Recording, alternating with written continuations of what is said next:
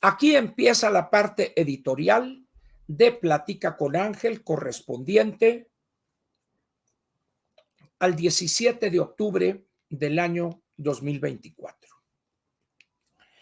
El título de la editorial de hoy, o de la sección editorial, es el siguiente. Después de Calderón, ¿de quién fue la de anteayer y la de ayer? Me refiero, por supuesto, a esa estupidez que suelen los morenistas utilizar para justificar su incapacidad y tratar de ocultar su ignorancia y su nula capacidad de entendimiento de cómo funciona la criminalidad en este país. Me refiero a lo que despectiva y estúpidamente se llama la guerra de Calderón. En primer lugar, no es cierto eso de la guerra de Calderón. Eso es una estupidez completa que al único quien le hace favor es a los narcotraficantes o a los mañosos, porque ocultan la gravedad de un problema. El presidente Calderón se ha encargado de explicar y de decir una y otra vez: si yo estuviera en las mismas condiciones que estaba en aquello, actuaría exactamente igual. Le echaría el poder del Estado a esos grupos criminales. Y aunque muchos que me escuchan ahorita piensen que eso es incorrecto, no. Los equivocados son ustedes. No hay otra forma de combatir a esos grupos hoy por el nivel que han alcanzado: capacidad de fuego, base de apoyo social, armamento, etcétera, recursos monetarios, presencia geográfica. No hay otro elemento para combatirlos que utilizar el monopolio legítimo de la violencia. Cualquier intento que se haga, como esa otra estupidez de abrazos no balazos, o esta otra recientemente ratificada por la presidente, la anticientífica, de atacar las causas. Eso es una babosada, eso. Atacar las causas de la pobreza, y eso es un trabajo permanente de todo gobierno. Luchar en contra de la marginalidad, de la pobreza extrema o no extrema, eso es algo que hemos venido haciendo desde hace 200 años, pues, hombre. Entonces, las causas, señores, las causas hay que combatirlas con educación, con un excelente sistema público de salud, con una vigencia plena del Estado de Derecho, con una cultura de la legalidad, poniendo como prioridad central de la gobernación a la persona, al individuo, al ciudadano y los suyos, cosa que estos no hacen, ¿verdad?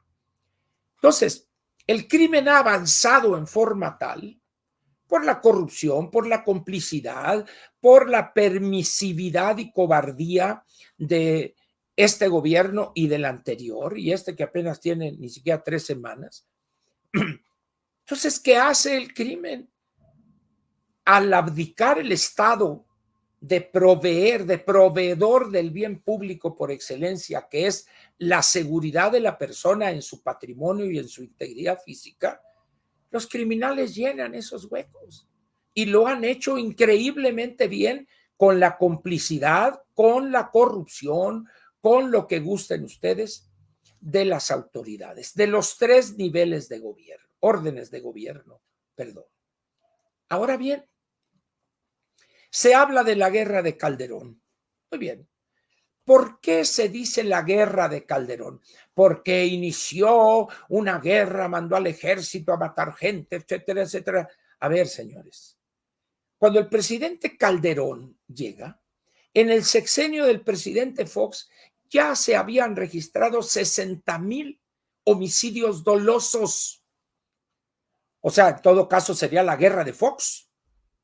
Pero ya estaban ahí, es decir, ya los grupos estaban compitiendo por regiones geográficas, compitiendo por el control de plazas, por rutas de trasiego de drogas, etcétera. Pero está bien, llega Calderón. Muy bien. El número de homicidios dolosos en el sexenio del presidente Calderón fueron 120 alrededor, 122,000, vamos a poner 120. En el caso del presidente Peña Nieto, y ya expliqué los mecanismos estos donde Osorio Chong tuvo una participación ahí para desbaratar todo lo que se había hecho, etcétera, ya lo comentamos. 150,000 homicidios dolosos. 60 con Fox, 120 con Calderón y 150 con Peña Nieto. ¿Cuántos tuvo López Obrador? No en un sexenio, sino en 5 años, 10 meses. 199,619. Del 1 de diciembre del 18 al 30 de septiembre del 24. Fueron 70 meses. 70 meses, no los 72 de un sexenio. Si nosotros dividimos esta cantidad, vamos a poner 200,000, entre 70 meses, tenemos un promedio, ahorita les voy a decir, 220 entre 7 da 2, 60, 8 por 7, 56, 180, 180,812, 18,000 homicidios por mes. Si él hubiese llegado a los 60 meses, es decir, octubre y noviembre, súmenle ustedes unos 20,000 para que no fallen, habría rebasado los 200,000 homicidios dolosos. Ahora bien, ¿por qué nomás fue la guerra de Calderón y la guerra de Peña Nieto y la guerra de López? Esa no. El gran error de Peña Nieto fue haberle hecho caso a Osorio Chong y durante los primeros 3 años se hicieron tarugos porque esa fue la estrategia que les vendió Osorio Chong. Coordinación y vamos a hacerle por aquí, y cuando se dieron cuenta que no servía ya era demasiado tarde. El cártel Jalisco, que era el protegido de aquel, crecido. Ahora ya no hay otra opción más que utilizar el monopolio legítimo de la violencia. No existe otra salida. Eso de que acá, que no, que me decía un amigo, oye Ángel, es que tú quieres que haya una matazón. No, lo que quiero es que se acabe la matazón. La matazón existe desde hace 3 o 4 gobiernos. Este hombre va a terminar con 200,000 homicidios dolosos. ¿Qué no te das cuenta de eso? No, bueno, sí. Bueno, hay que acabar con eso para regresar, recuperar la legalidad perdida. A donde vayan, ustedes pregúntenle a personas que tengan viviendo en Hermosillo, en Ciudad Obregón, en algunas ciudades Zacatecas, de Guanajuato, de Guerrero, de Michoacán, de Tamaulipas, de Veracruz, etcétera. ¿Quién dejó a esas personas crecer su organización tanto y con tanta fuerza? López Obrador. ¿Y por qué la presidenta no menciona eso? Porque no les interesa enfrentar y resolver el problema. Les interesa desacreditar a aquel que ya hace 12 años salió del gobierno. Porque si fueran objetivos, pues tendrían que decir también lo que pasó con Peña Nieto, pero más importante, lo que pasó con López Obrador. En esas condiciones, pues, afirmaciones como esta de la anticientífica, de que el pueblo ya cambió desde el 2018, el pueblo mexicano. No define ella qué entiende por el pueblo mexicano. Carlos Slim será por parte del pueblo, por ejemplo. Entonces, pero dice uno, porque se inició un nuevo gobierno, cambió automáticamente, ya se les olvidó a la anticientífica, hoy presidente de este país, que con Ciro Gómez Leiva, en una entrevista que le hizo a López Obrador, dijo, desde el primer día que yo llegue se va a acabar la violencia. Oye, Andrés Manuel, pero se va a acabar, Ciro, le dijo. Desde el día 1 va a desaparecer la violencia. Y le dijo también a la señora Aristegui, Carmen Aristegui, en relación con el ecocidio del Tren Maya que iba a hacer. No se va a tumbar, le dijo, un solo árbol. Oye, Andrés Manuel, le dice, pero ¿cómo? Ni un solo árbol, yo lo garantizo. Millones de árboles tumbaron y nadie sabe quién fue y qué hizo con esa madera o con la venta de la madera de esos millones de árboles. Parece que otra vez el inefable Andy estuvo metido ahí en esa transacción y los mandaron a Guatemala. ¿Por qué no habla de eso, pues? Porque no les conviene, ¿verdad? En esas condiciones, pues, ¿qué significa la condena al ingeniero Genaro García Luna? Un pretexto para que estos se cubran de honorabilidad y de defensa de esto. No lo pueden hacer. Miren, hay un elemento muy curioso que incluso si no es porque alguien está sentenciado de esa manera ya tanto tiempo, diría yo que es casi de chiste esto. Uno de los hijos del Chapo Guzmán, que se fue en el avión y que si el Mayo Zambada, bueno, ya es una cosa aceptada en los Estados Unidos, que quien entregó al Mayo Zambada fue uno de los hijos del Chapo Guzmán, que le dicen el güero, que se llama, ahorita les voy a decir, ¿cómo se llama el güero? Es Isidro, o sea, Guzmán López, pues no sé su nombre, pero le dicen el güero, que es el que con engaños lo llevó y cuando se quiso resistir, le deben de haber dado 2, 3 acá soplamocos entre trompa y oreja y vámonos. Bueno, pues ahorita ese hijo del Chapo Guzmán ya lo entregó, ¿sabe qué? De prisiones a unos Marshall, está bajo custodia, ya en el proceso de declararse testigo protegido y de darle la libertad bajo ciertas condiciones de, ojo, cooperación. Y están iniciando el proceso para lograr lo mismo con el famosísimo ratón Ovidio, que va a estar exactamente en las mismas condiciones que el güero. En esas condiciones tenemos a 2 hijos del Chapo Guzmán que se han declarado o se van a declarar testigos protegidos y van a colaborar con las autoridades, que las óperas de Plácido Domingo no se comparan con lo que estos 2 van a cantar. Y ahí es donde viene, tengo entendido, una persona que está enterado de la situación médica de López Obrador y participa en el equipo que está ya comisionado allá en Palenque,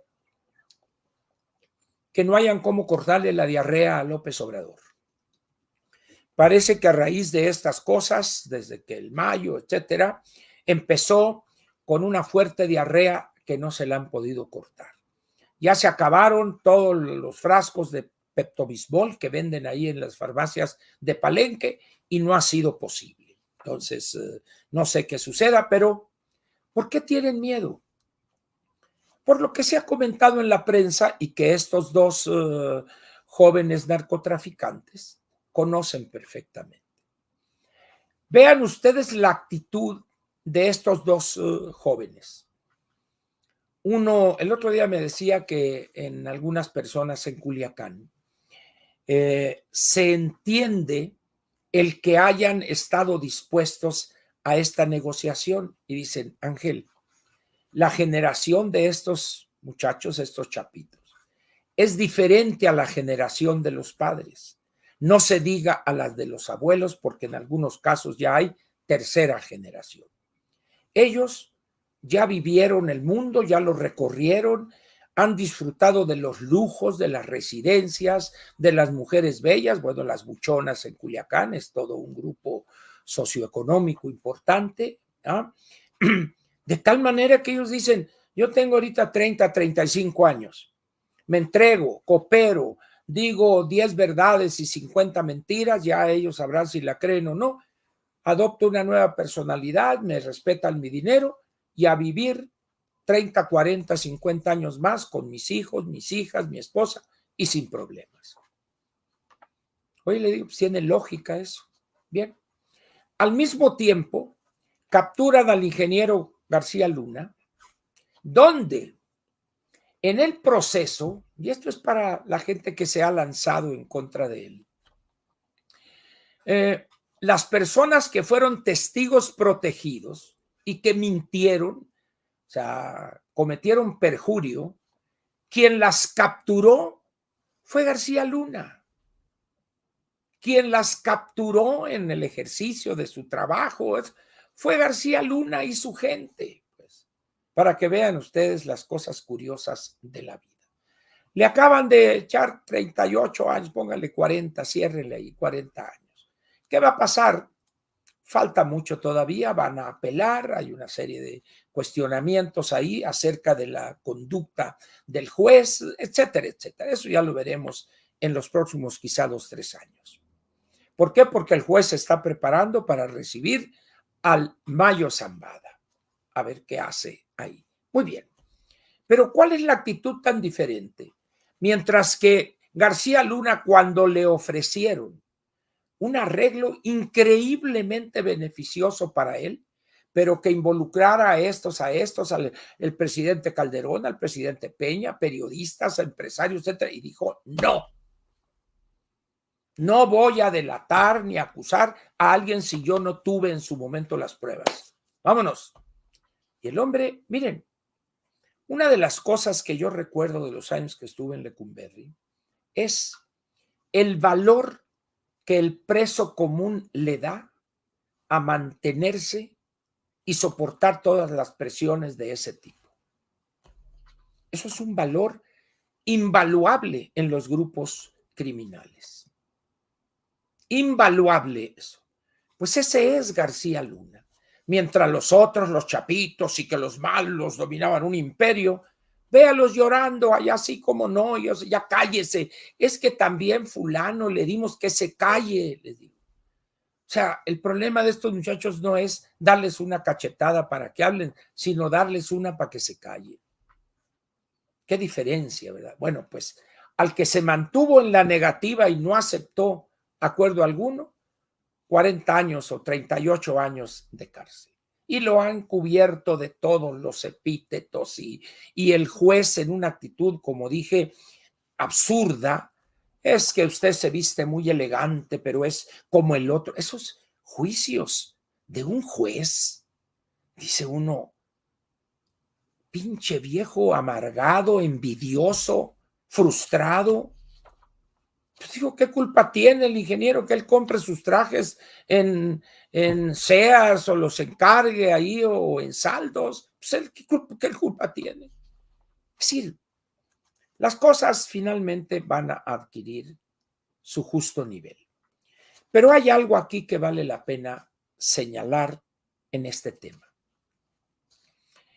Si ha habido una época en México en que el crimen organizado ha gozado de la complicidad, de la impunidad total entregada por el Estado mexicano y sus autoridades, ha sido con López Obrador. Y el paso que lleva esta presidente es exactamente el mismo.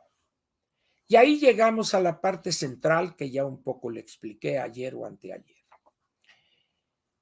La única forma, y eso conociendo algunas cosas del licenciado García Harfuch, esa es la mentalidad de esas personas profesionales del combate al crimen organizado.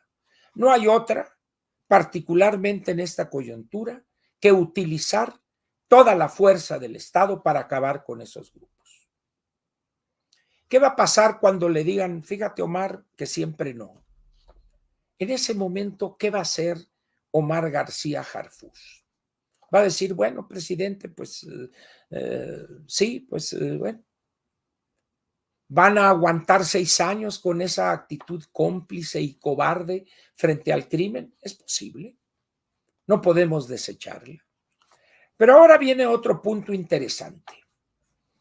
Nomás para que vean el daño que le ha hecho a este país y su futuro, Morena, y que se lo está haciendo hoy también, la presidente constitucional de los Estados Unidos mexicanos.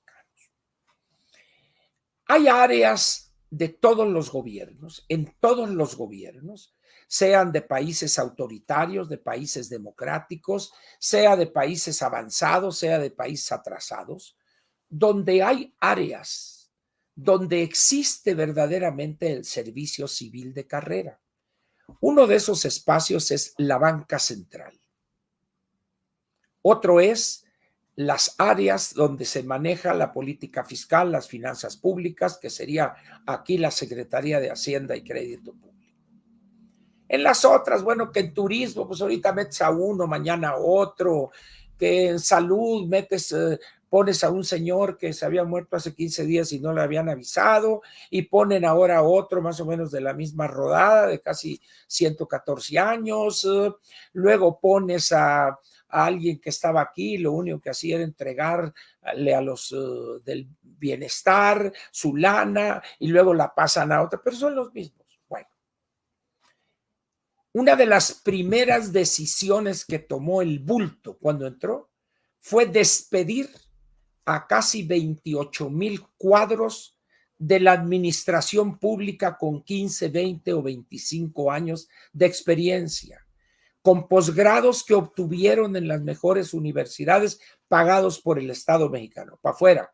El caso extremo es el caso de la Secretaría de Economía, donde todo el equipo que había integrado desde cuando estaba Ildefonso Guajardo, que participó en la negociación del Telecán y luego encabezó como secretario de Economía la negociación del TEMEC, y se formó un grupo que ya tenía años con el doctor Ken Smith, alrededor de 400 personas, a todos, vámonos, a 2 yemas les dijeron, y ni agarren sus cosas, vámonos a inflar burros por la cola.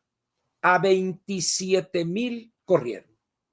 ¿Y a quiénes metieron? Bueno, el caso extremo es Genaro Villamil, que metió a su proveedor de servicios sexuales, un escort, ¿ya? Lo metieron en CONACYT y les descubrieron y tuvieron que cortarle una chambita, una plaza de 44,000 pesos mensuales. Es decir, eso hizo López Obrador el bulto. Por esa razón, los resultados de su gobierno son un desastre completo. Pero dicen, bueno, la señora va a llamar expertos y no sé qué. No es cierto. Es puro cuento eso. Miren, ahora con esta cosa del diálogo CEO, México, Estados Unidos, etcétera, apareció por fin ahí esta señora joven empresaria, dicen, pero no, ¿qué empresaria va a ser? Es hija de un empresario, es decir, ¿verdad? Una señora de Guadalajara, su familia es la dueña, entre otras cosas, de esta empresa que produce harina nixtamalizada, no sé si es Minsa, ¿cómo se llama?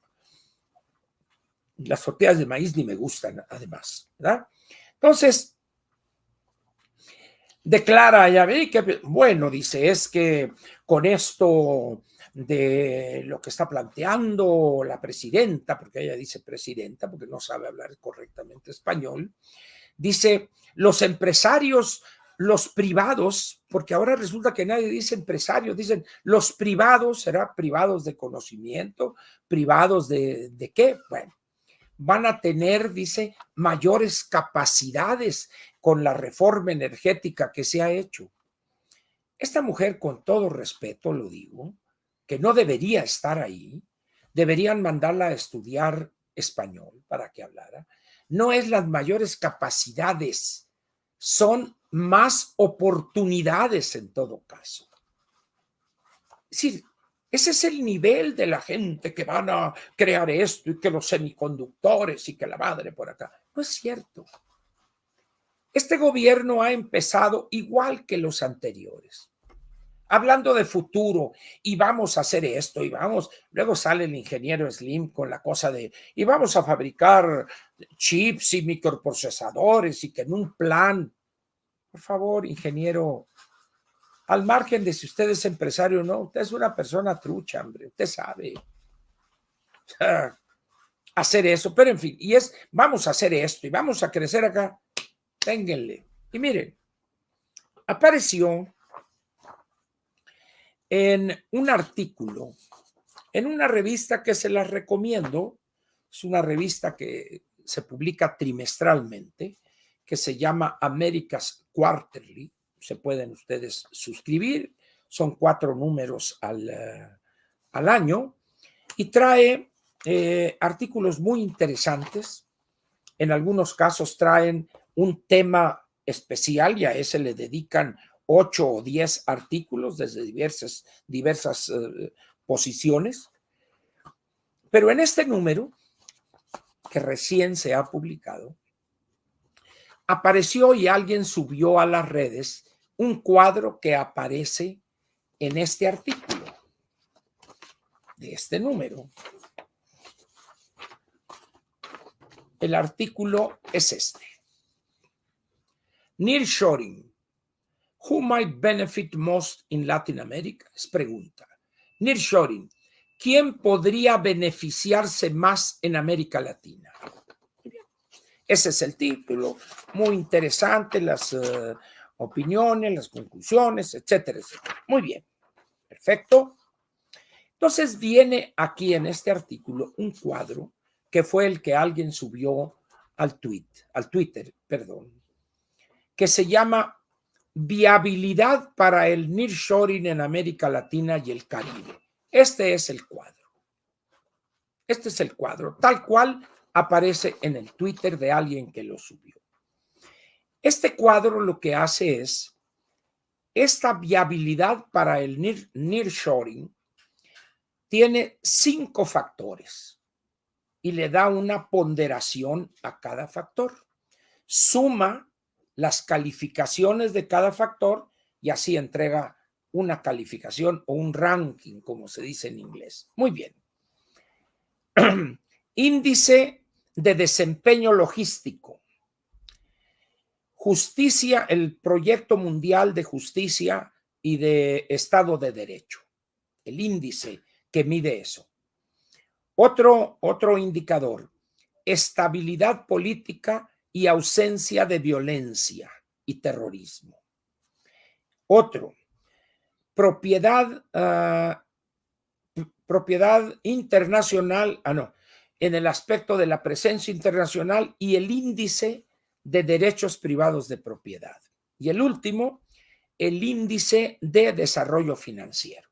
Son los 5 factores que valora o que mide, cuantifica esta revista para la puntuación promedio. Muy bien. Y aquí encontrarán ustedes 2, 4, 6, 8, 10, 12, 14, 16, 18, 20 países. El más alto, ¿quién creen ustedes que fue? México. Uruguay.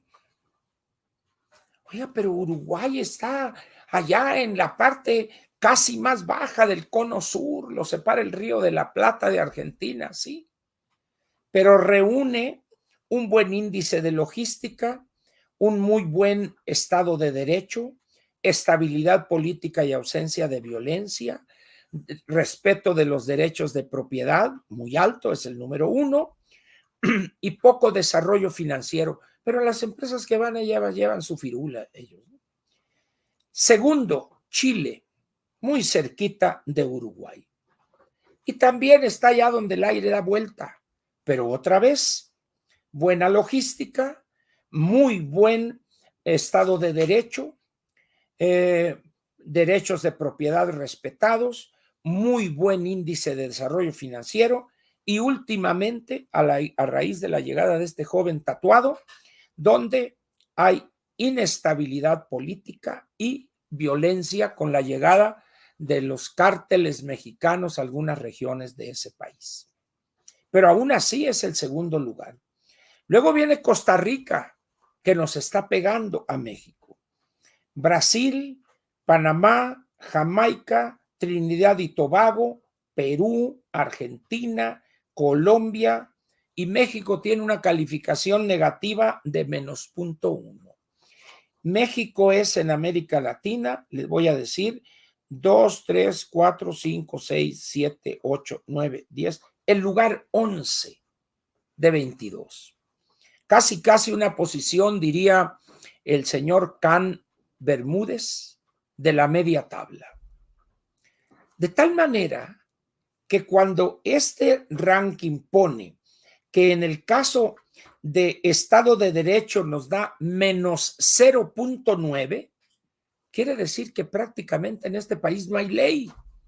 Agréguele ahora la incertidumbre que genera esta cosa de la reforma judicial y entendería esta calificación.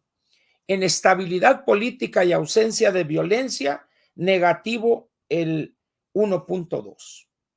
Entonces dice uno, ¿cómo piensan entonces que las empresas o que el nearshoring va a llegar aquí a México? Como diría mi mamá, ni locos que estuvieran.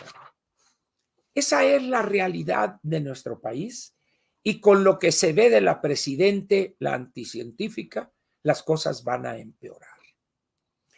En esas condiciones, pues, todos aquellos que utilizan la expresión la guerra de Calderón, con todo respeto, perdonen que se los diga, no tienen ustedes la menor idea de lo que están diciendo. Si hay una guerra, es la que López Obrador cobijó, estimuló, apoyó y no castigó. 200,000 homicidios dolosos. Calderón, 120.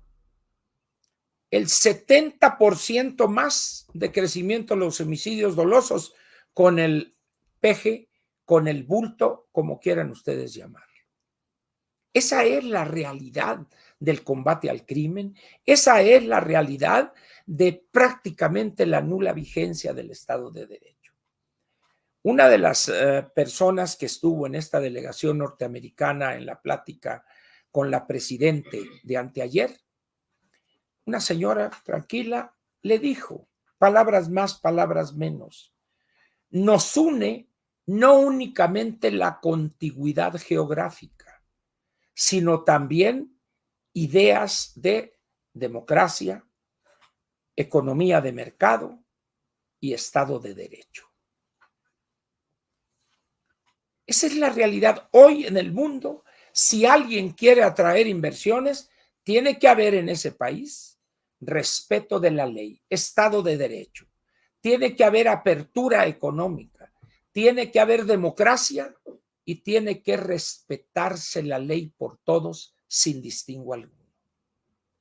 Y si hubo alguien que violó la ley de una manera flagrante, fue López Obrador. No solo fue el caso de la cancelación del aeropuerto, sino hace unos días no le expropió con leguleyadas a una empresa norteamericana allá en la península que tenía 30 años ahí explotando una concesión de piedra caliza o alguna cosa así, que cumplía con todas las de la ley, etcétera. Nomás porque no le quisieron prestar su puerto para traer no sé qué cosa de Cuba para los durmientes ahí, para el balastro. ¿Quién va a confiar en eso? ¿Quién va a confiar en nuestro país? Es importante, pues, que entendamos frente a qué está hoy la sociedad mexicana.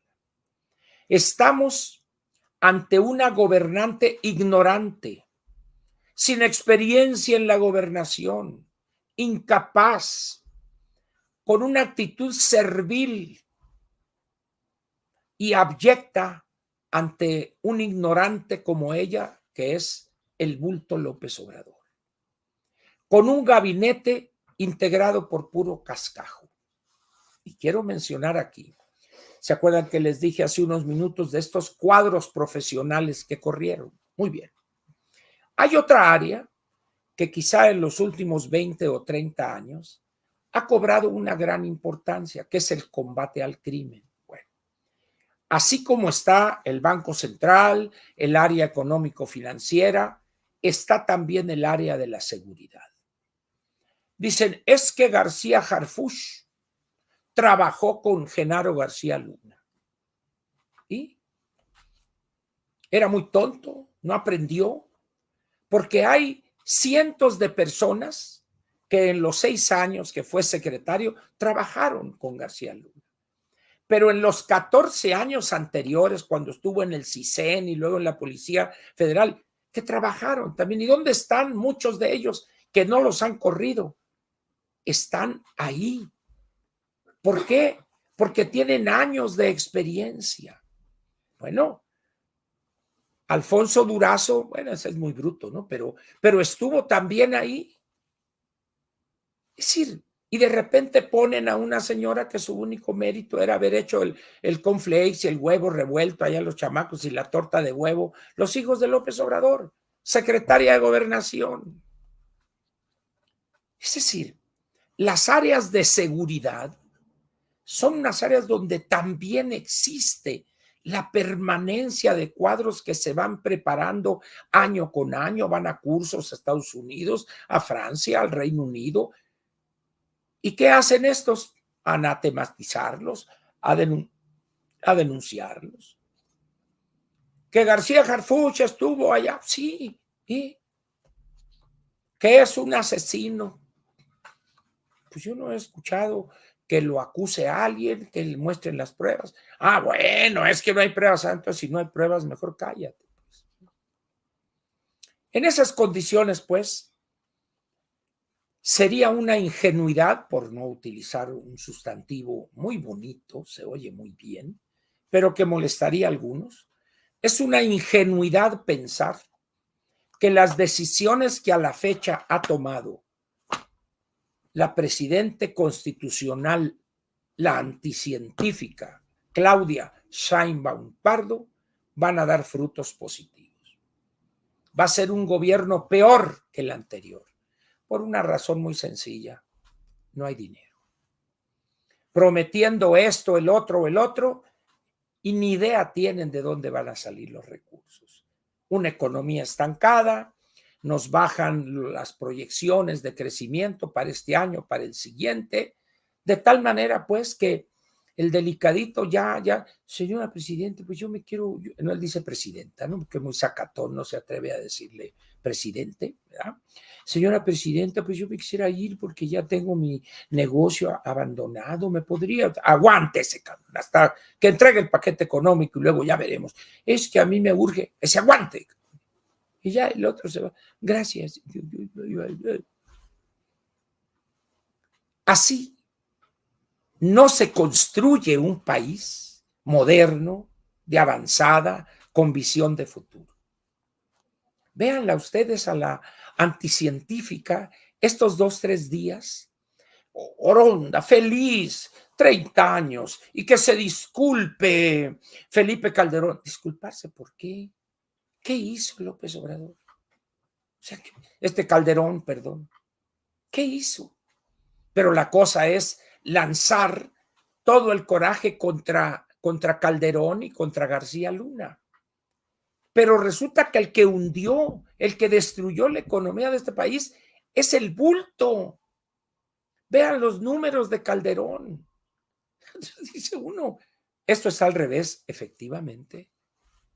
Esa es la 4T y el segundo piso. Es un mundo al revés.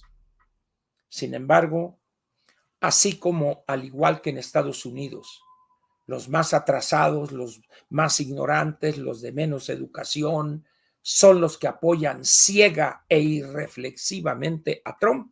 Aquí apoyan hoy a la presidente, que es la anticientífica, como ayer apoyaban a el bulto López Obrador.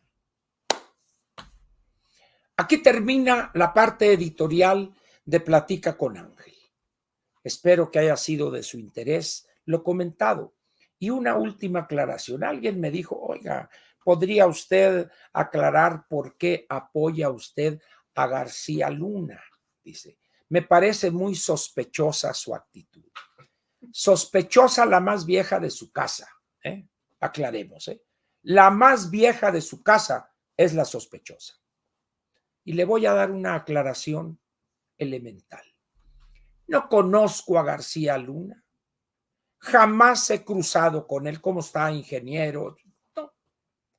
Lo que estoy señalando son hechos, trato. Eso es lo único que estoy haciendo.